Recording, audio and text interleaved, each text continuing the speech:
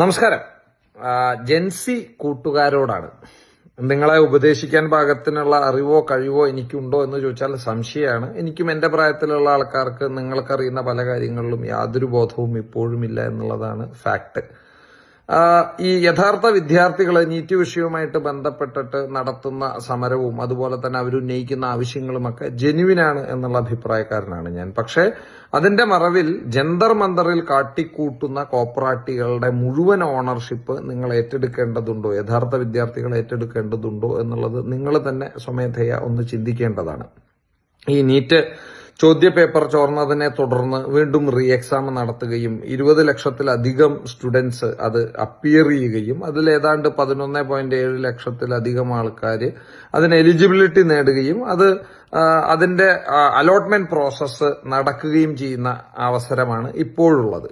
നോക്കൂ, ഈ പറയുന്ന 11.5 അല്ലെങ്കിൽ 11.7 ലക്ഷം സ്റ്റുഡൻസിനെ കാത്തിരിക്കുന്നത് ഏതാണ്ട് 1 ലക്ഷത്തിലധികം MBBS സീറ്റുകളാണ്. ടോട്ടലാണ് കേട്ടോ ഞാൻ പറയുന്നത്, അതായത് മെഡിക്കൽ സീറ്റുകളാണ്. 1947 മുതൽ 2014 വരെ ഇന്ത്യയിൽ സൃഷ്ടിക്കപ്പെട്ടിട്ടുള്ളത് ഏതാണ്ട് 51,000 മെഡിക്കൽ സീറ്റുകളാണ് എന്നുണ്ടെങ്കിൽ ഇപ്പോൾ അത് 1 ലക്ഷത്തിലധികം സീറ്റുകളാണ്. രാജ്യത്ത് 387 മെഡിക്കൽ കോളേജേ ഉണ്ടായിരുന്നുള്ളൂ 2014 വരെ. ഇന്ന് അത് 701 മെഡിക്കൽ കോളേജാണ്. ഈ PG വിഭാഗത്തിൽ 31,000 സീറ്റുകളായിരുന്നു ഈ രാജ്യത്ത് 2014 വരെ ഉണ്ടായിരുന്നത് എങ്കിൽ നിലവിൽ അത് 70,000-ൽ അധികം സീറ്റുകളാണ്. എയിംസ് 7 2014 വരെ എങ്കിൽ നിലവിൽ അതിനുശേഷം 15 എയിംസിനാണ് അപ്രൂവൽ കൊടുത്തിട്ടുള്ളത്. IIT 16 അത് ഇപ്പോൾ 23. അപ്പോ ഇത് സത്യത്തിൽ ഈ ജെൻസി കുട്ടികളെ തെറ്റു പറയാൻ പറ്റില്ല. കാരണം നിങ്ങളുടെ ഒരു പ്രായത്തിൽ നിങ്ങൾ കാര്യങ്ങളൊക്കെ മനസ്സിലാക്കി വരുമ്പോ നമ്മളുടെ രാജ്യം ഇങ്ങനത്തെ ഒരു അവസ്ഥയിലേക്ക് പതുക്കെ സ്റ്റെപ്പ് ഇൻ ചെയ്തിട്ടുണ്ട്. നമ്മുടെ രാജ്യത്തിന്റെ പാസ്റ്റ്, അതായത് നിങ്ങളിൽ മൂത്തവര് 97 ജനിച്ചവർക്കൊക്കെ ചെറിയ കേട്ടുകേൾവി ഉണ്ടാവും. അല്ലാത്തവരൊന്നും ഇത് ചിലപ്പോ ഇതിന്റെ ഏറ്റവും യങ്ങസ്റ്റ് ആയിട്ടുള്ള ആൾക്കാരൊന്നും ഇത് കേട്ടിട്ടേ ഉണ്ടാവില്ല. നമ്മുടെ രാജ്യത്തിന് ഒരു കെട്ട കാലം ഉണ്ടായിരുന്നു.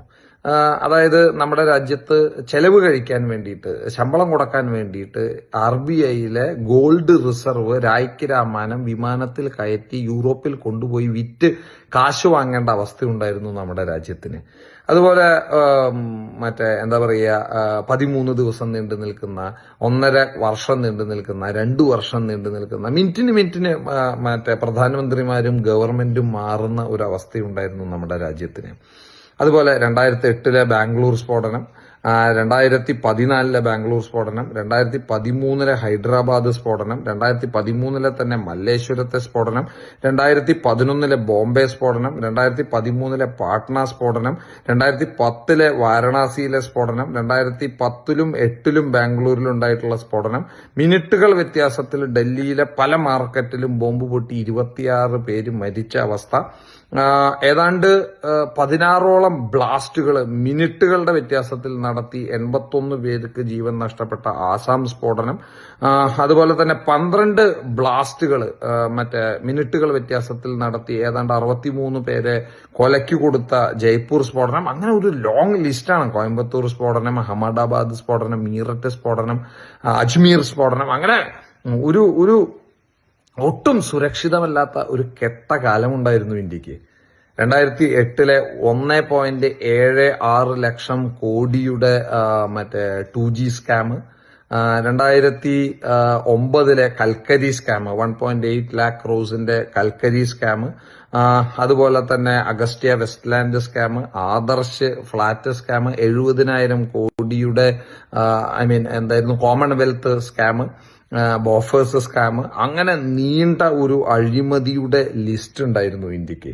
അങ്ങനെ ഒരു കെട്ട കാലമുണ്ടായിരുന്നു നമ്മുടെ രാജ്യത്തിന്. ഇന്നത്തെ അവസ്ഥ എന്താ? നമ്മൾ ഈ ജെൻസി എന്ന് പറയുന്ന, നിങ്ങൾക്ക് ഇത് ചിലപ്പോ പരിചിതമായിരിക്കില്ല, നിങ്ങളത് അനുഭവിച്ചിട്ടുണ്ടാവില്ല. നിങ്ങളുടെയൊക്കെ ഈ ഒരു പ്രായത്തില് ഞങ്ങളൊക്കെ ലോകത്തെ ഏറ്റവും വലിയ സെപ്റ്റി ടാങ്ക് ഏത് എന്ന ചോദ്യത്തിന് നമ്മൾ ഉത്തരം പറഞ്ഞു എന്നല്ല, അന്ന് ഉണ്ടായിരുന്ന ഉത്തരം എന്ന് പറയുന്നത് ഇന്ത്യയുടെ റെയിൽവേ ട്രാക്കുകളായിരുന്നു. നമ്മൾ റെയിൽവേയിൽ ഉപയോഗിക്കുന്ന ടോയ്ലറ്റ്സ് യൂസ് ചെയ്ത് കഴിഞ്ഞാൽ അതിലെ മലമൂത്ര വിസർജ്യങ്ങൾ നേരെ പോയിരുന്നത് ട്രാക്കിലേക്കാണ്. മറ്റേ മൂക്കുപൊത്താതെ പല റെയിൽവേ സ്റ്റേഷനിൽ കൂടെയും നടക്കാൻ പറ്റാത്ത അവസ്ഥയുണ്ടായിരുന്നു. ഇന്നത്തെ അവസ്ഥ എന്താ? വന്ദേ ഭാരത് ട്രെയിനുകൾ, ഹൈഡ്രജനിൽ ഓടുന്ന ട്രെയിന്, AC-യും എസ്കലേറ്ററും ലിഫ്റ്റും ഒക്കെ ഉള്ള റെയിൽവേ സ്റ്റേഷൻസ്, അത്യാധുനികമായിട്ടുള്ള റെയിൽവേ സ്റ്റേഷൻസ്, വീട്ടിലിരുന്നു കൊണ്ട് ടിക്കറ്റ് ബുക്ക് ചെയ്യാനും ക്യാൻസൽ ചെയ്യാനും ഒക്കെ ഉള്ള ആപ്പുകൾ, അങ്ങനെ വളരെ വലിയ കുതിച്ചുചാട്ടം റെയിൽവേ മേഖലയിൽ ഉണ്ടായിട്ടുണ്ട്. 74 എയർപോർട്ട്സ് ഉണ്ടായിരുന്നത് 164 മാറി. 2014 വരെ 74 ആണെന്നുണ്ടെങ്കിൽ നിലവിൽ അത് 164. ഏറെ വൈകാതെ അത് 380 ആവാൻ പോവുക നമ്മുടെ രാജ്യത്ത്. അതുപോലെ തന്നെ ഇൻഫ്രാസ്ട്രക്ചറിൽ, റോഡിലുണ്ടായിട്ടുള്ള മാറ്റം നിങ്ങൾക്ക് അവഗണിക്കാൻ പറ്റില്ല. ജെൻസി ചിലപ്പോൾ ഒരു പക്ഷേ ഇതൊന്നും അറിഞ്ഞു കാണില്ല, അല്ലെങ്കിൽ മനസ്സിലാക്കി കാണില്ല. ഏതാണ്ട് 81,000 കിലോമീറ്റർ NH ആയിരുന്നു നമ്മുടെ രാജ്യത്ത് ഉണ്ടായിരുന്നത് 2014 വരെയാണെന്നുണ്ടെങ്കിൽ. അത് ഇപ്പോൾ 1,50,000 കിലോമീറ്റർ ആയിട്ട് വർദ്ധിച്ചിട്ടുണ്ട്. 7.81 ലക്ഷം കിലോമീറ്ററാണ് ഇപ്പോൾ ഗ്രാമീണ റോഡുകളുള്ളത്. 3.81 ലക്ഷം കിലോമീറ്റർ ആയിരുന്നു 2014 വരേക്കുള്ള സമയത്ത്. എക്സ്പ്രസ് ഹൈവേകള്, മെട്രോകള്, വാട്ടർ മെട്രോകള്, ഇതെല്ലാം അതിഗംഭീരമായിട്ടുള്ള രീതിയിലാണ് നമ്മളുടെ രാജ്യത്ത് വികസിച്ചിട്ടുള്ളത്. പണ്ടൊക്കെ ഈ തമിഴ്നാട്ടിലും ആന്ധ്രയിലും അതുപോലെ മഹാരാഷ്ട്രയിലും വെസ്റ്റ് ബംഗാളിലും ഒക്കെ 3 മുതൽ 5 മണിക്കൂർ വരെയാണ് ഇൻഡസ്ട്രിയൽ ഏരിയയ്ക്ക് പവർ അനുവദിക്കപ്പെട്ടിട്ടുണ്ടായിരുന്നത്. ആ സമയത്താണ് അവരുടെ ഇൻഡസ്ട്രിയൽ ഏരിയ പ്രവർത്തിച്ചുകൊണ്ടിരുന്നിരുന്നത്. അത് മാറി ഇപ്പോൾ 24/7 എനർജി കിട്ടുന്ന അവസ്ഥയിലേക്ക് വന്നു. 1.3 ട്രില്യൺ ഉണ്ടായിരുന്ന ഇന്ത്യൻ സമ്പത്ത് വ്യവസ്ഥ 5 ട്രില്യൺ സമ്പത്ത് വ്യവസ്ഥയിലേക്ക് ഉയരുന്നു. ലോകത്തെ ഏറ്റവും വലിയ വേഗത്തിൽ വളരുന്ന GDP ഉള്ള രാജ്യമായിട്ട് നമ്മുടെ രാജ്യം മാറുന്നു. ഏറെ വൈകാതെ 4ാം സ്ഥാനത്ത് നിന്ന് 3ാം ലോക സാമ്പത്തിക ശക്തിയായിട്ട് നമ്മുടെ രാജ്യം മാറാൻ പോകുന്നു. ഇപ്പോ നിങ്ങൾ ഈ ജെൻസിയിൽപ്പെട്ട കുട്ടികൾ ഒരു ചായ കുടിച്ചു കഴിഞ്ഞ് കഴിഞ്ഞാൽ എന്താ ചെയ്യുന്നത്? ഫോൺ എടുത്തിട്ട് നേരെ ആ കടക്കാരന്റെ QR കോഡിലേക്ക് നമ്മളുടെ നമ്മുടെ ഫോണിന്റെ സ്കാനർ നീട്ടിയിട്ട് ജസ്റ്റ് പാസ്വേഡ് അടിച്ചു കൊടുക്കുന്ന സമയത്ത് നിങ്ങളുടെ ബാങ്കിൽ നിന്ന് 10 രൂപ അദ്ദേഹത്തിന്റെ ബാങ്കിലേക്ക്, കടക്കാരന്റെ ബാങ്കിലേക്ക് പോയി വീണ് 2 പേർക്കും പൊടുന്നനെ SMS കിട്ടുന്നുണ്ടെന്നുണ്ടെങ്കിൽ അതൊന്നും വെറുതെ ഇരുന്ന് ഉണ്ടായ വിപ്ലവമല്ല കൂട്ടുകാരെ. നിങ്ങളത് മനസ്സിലാക്കണം. അതിന്റെയൊക്കെ പിന്നിൽ വലിയ ഒരു ഹെർക്കൂലിയൻ ആയിട്ടുള്ള ഒരു ടാസ്ക് ഉണ്ട്. ലോകത്തെ ഏറ്റവും വലിയ ഡിജിറ്റൽ ട്രാൻസാക്ഷൻ നടക്കുന്ന രാജ്യമായിട്ട് നമ്മളുടെ രാജ്യം മാറിയിട്ടുണ്ട്. ഇപ്പോൾ നിങ്ങൾ ഇതിനൊക്കെ ആയിട്ട് ഉപയോഗിക്കുന്ന, ഇപ്പൊ ഈവൻ ഈ സമരത്തിന് ആളെ ഉണ്ടാക്കാൻ പോലും ഉപയോഗിക്കുന്ന ഇന്റർനെറ്റ് എന്ന് പറയുന്ന സാധനം ഉണ്ടല്ലോ, ഡാറ്റ.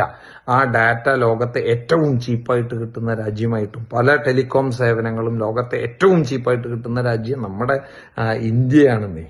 അപ്പോ ഇതെല്ലാം ഓൾ ഓഫ് എ സഡൻ ഒരു സ്വിച്ചിട്ട പോലെ ഈ രാജ്യത്ത് നടന്ന വികസനമല്ല, അല്ലെങ്കിൽ മാറ്റമല്ല എന്നുള്ളത് നമ്മൾ ഓരോരുത്തരും മനസ്സിലാക്കണം. 40 കോടി ആളുകളാണ് ദാരിദ്ര്യത്തിൽ നിന്ന് മുക്തി നേടി എബവ് പോവർട്ടി ലൈനിലേക്ക് പോയിട്ടുള്ളത്. ഏതാണ്ട് 4.21 കോടി വീടുകളാണ് നൽകിയിട്ടുള്ളത്. 20 കോടി വീടുകളിലേക്കാണ് കുടിവെള്ളം എത്തിച്ചിട്ടുള്ളത്. 11 കോടി വീടുകളിലേക്കാണ് ഇലക്ട്രിസിറ്റി എത്തിച്ചിട്ടുള്ളത്. അങ്ങനെ വ്യാപകമായിട്ടുള്ള വിപ്ലവകരമായിട്ടുള്ള മാറ്റം നേടിക്കൊണ്ട് ഈ രാജ്യം ലോകത്തിന്റെ നെറുകയിൽ ഇങ്ങനെ നിൽക്കുന്ന ഈ അവസരത്തില് നമ്മൾ ഓരോരുത്തരും നമ്മളോട് ചോദിക്കണം. ഇതൊന്നും ഒരാളുടെയോ ഒരു ഗവൺമെന്റിന്റെയോ ക്രെഡിറ്റ് ആയിട്ട് ഞാൻ വിശേഷിപ്പിക്കാൻ ഉദ്ദേശിക്കുന്നില്ല. നമ്മൾ ഓരോ ഇന്ത്യക്കാരും നമ്മുടെ രാജ്യത്തിന് വേണ്ടി നടത്തിയിട്ടുള്ള നിസ്വാർത്ഥമായിട്ടുള്ള ഒന്നിച്ചൊന്നായിട്ടുള്ള പ്രവർത്തനത്തിന്റെ ഫലമായിട്ടാണ് ഇന്ന് നമ്മൾ ഈ രാജ്യം, നമ്മുടെ രാജ്യം ലോക രാജ്യങ്ങളുടെ നെറുകയിൽ നിൽക്കുന്നത്. ആ പൊസിഷനിൽ നിന്ന് പഴയ കെട്ട ഇന്ത്യയിലേക്ക്, ആ കെട്ട കാലത്തിലേക്ക് നമുക്ക് തിരിച്ചു പോകേണ്ടതുണ്ടോ എന്നുള്ളതാണ് ചോദ്യം. As an administrative body central ഗവൺമെന്റിന് പാളിച്ച പറ്റിയിട്ടുണ്ട്. അത് ഒരു നഗ്നമായിട്ടുള്ള സത്യമാണ്. ആ പാളിച്ചയിൽ നിന്ന് കാര്യങ്ങൾ മനസ്സിലാക്കി അത് കൃത്യമായിട്ടുള്ള രീതിയിൽ ഉൾക്കൊണ്ടുകൊണ്ട് അത് കറക്റ്റ് ചെയ്യാൻ വേണ്ടിയിട്ടുള്ള നടപടികൾ ആ അഡ്മിനിസ്ട്രേറ്റീവ് ബോഡി എടുക്കുന്നുണ്ട്. അത് നമ്മൾ അവരുടെ പിന്നിൽ നിൽക്കുക എന്നുള്ളതാണ് നമ്മളുടെ ഓരോരുത്തരുടെയും ഉത്തരവാദിത്തം. ഇത് ഇനി റിപ്പീറ്റ് ചെയ്യാതിരിക്കാൻ വേണ്ടതായിട്ടുള്ള നടപടികൾ കൈക്കൊള്ളുന്ന ഗവൺമെന്റിന്റെ പിന്നിൽ അണിനിരക്കുക എന്നുള്ളതാണ്. പിന്നെ ഈ വിഷയവുമായിട്ട് ബന്ധപ്പെട്ടിട്ട് ഒരുപാട് നമ്മൾ ചർച്ച ചെയ്യുന്നുണ്ട്. ആ ചർച്ചയുടെയൊക്കെ വെളിച്ചത്തിൽ ഞാൻ പറയുന്നത്, നിങ്ങളെ കരുവാക്കിക്കൊണ്ട് മതം, സെപ്പറേറ്റിസം, രാഷ്ട്രീയം ഇതെല്ലാം കുത്തിക്കയറ്റി ഈ രാജ്യത്തെ അസ്ഥിരപ്പെടുത്തുവാനുള്ള ഒരു വലിയ ലോബി പുറത്ത് നിന്ന് ഇതില് കളിക്കുന്നുണ്ട്, അതിന്റെ ഫണ്ട് ഒഴുക്കുന്നുണ്ട്.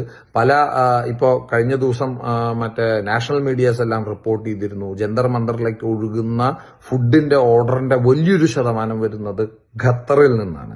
ഇപ്പോൾ തീവ്രവാദത്തിന്റെ ഹബ്ബായിട്ട് മാറിയ, വേൾഡിന്റെ തന്നെ ഹബ്ബായിട്ട് മാറിയിട്ടുള്ള ഖത്തറിൽ നിന്നാണ്. അമേരിക്കയിൽ നിന്നുള്ള പല ആൾക്കാരും ഇവിടെ വന്ന് ഈ പ്രൊട്ടസ്റ്റിൽ പങ്കെടുക്കുന്നു, നരേന്ദ്രമോദിയെ താഴെ ഇറക്കാൻ വേണ്ടിയിട്ട് ഇൻകുലാബ് വിളിക്കുന്നു. അവരൊക്കെ പല വളരെ അതിശയപകരമായിട്ടുള്ള രീതിയിൽ മറ്റേ വാക്കുകൾ ഉപയോഗിച്ചുകൊണ്ട് സ്ലോഗൻസ് മുഴക്കുന്നു. ഇതൊന്നും ഒരു എന്താ പറയുക, യാദൃശ്ചിക സംഭവിക്കുന്നതാണ് എന്നുള്ളത് നിങ്ങൾ കരുതരുത്. ഇതിന്റെ ബാക്കിൽ ഒരു ഫോറിൻ അജണ്ട അല്ലെങ്കിൽ വളരെ കൃത്യമായിട്ടുള്ള ഒരു അജണ്ടയുണ്ട്. അത് നടപ്പാക്കി നമ്മളുടെ രാജ്യത്തെ കെട്ട കാലത്തേക്ക് തിരിച്ചു കൊണ്ടുപോകാൻ നിങ്ങൾ നിൽക്കരുത് എന്നുള്ള ഒരു അഭ്യർത്ഥന കൂടി നിങ്ങളുടെ മുമ്പിൽ വെച്ചുകൊണ്ട് നിർത്തുന്നു. ജയ് ഹിന്ദ്.